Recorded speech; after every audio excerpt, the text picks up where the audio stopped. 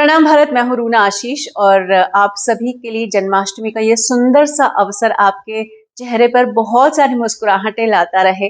आपको श्री कृष्ण की बाल लीलाएं बड़ी लुभाती रहे, उनकी माखन चोरी याद आती रहे। खूब सारा प्रसाद आप खाएं और खूब सारी प्रसन्नता, खुशियां, प्यार आसपास में बिखेरते रहें, ये मैं कामना करती हूँ। ये आपके लिए भगवान से मैं एक प्रार्थना और यही मांगती हूँ।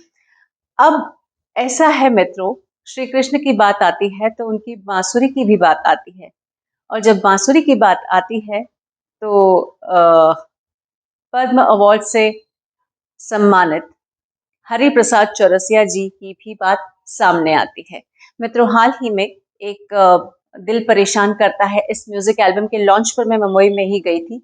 और लॉन्च के दौरान मैंने देखा पंडित जी वहाँ पर बैठे हुए हैं और मैंने उनसे कहा मुझे आपसे इंटरव्यू करना है, अच्छे से करना है। और फिर जैसे ही मौका मिला मैंने उनसे बातचीत करना शुरू किया। उनसे पहले तो ये पूछा आपको एल्बम कैसा लगा है, क्योंकि गुलजार साहब का लिखा है।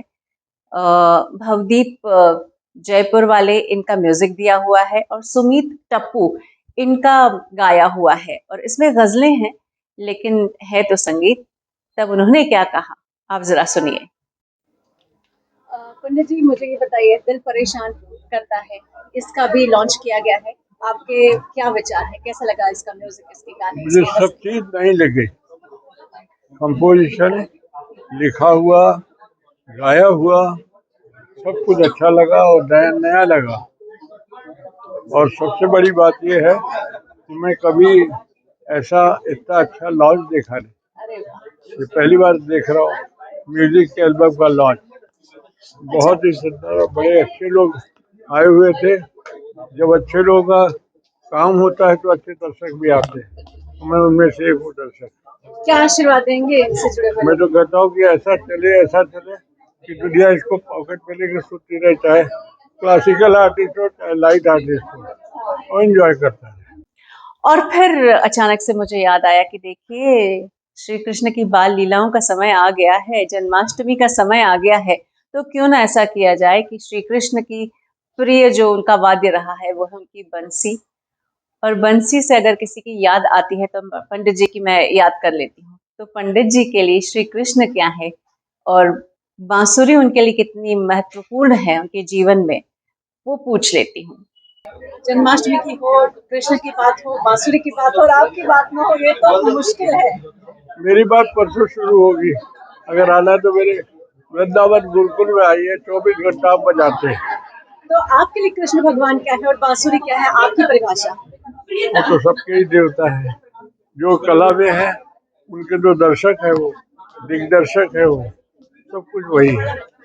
और बांसुरी कितनी प्रिय है ऐसे वाद्य को लेके वो तो कोई सोच भी नहीं सकता।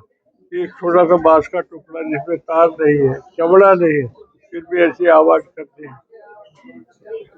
जन्माष्टमी की शुभकामनाएं देना चाहेंगे दर्शकों को? और मैं आप लोग शुभकामना मुझे देंगे, मेरी सेवा है, मेरे मंदिर में आई है। 40 साल हो गया, 24 घंटे बजाता हूँ।